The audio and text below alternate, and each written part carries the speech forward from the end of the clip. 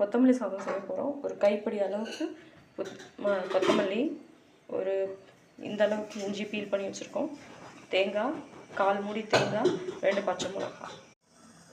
இதை நல்லா ஃபைன் பேஸ்ட்டாக அரைச்சி எடுத்துக்கலாம். கொத்தமல்லி சாதம் தாளிக்க 2 டேபிள் ஸ்பூன் எண்ணெய் ஊற்றிக்கலாம். 1 டேபிள் ஸ்பூன் நெய், பட்டை, கிராம்பு, ஒரு பிரிஞ்சி, பெரிய வெங்காயம், கருவேப்பிலை கொஞ்சம், 1/4 டீஸ்பூன் மஞ்சள் தூள், ஒரு மீடியம் சைஸ் தக்காளி நல்லா வதங்கட்டும். அரைச்சி வச்ச பேஸ்ட்டையும் உள்ளே போட்டாச்சு, அதுவும் நல்லா வதங்கட்டும். நல்லா மிக்ஸ் பண்ணி வச்சுக்கலாம். நல்லா மிக்ஸ் ஆகிடுச்சு.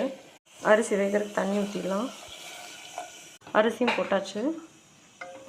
2 விசில் விட்டு எடுத்து பார்ப்போம்.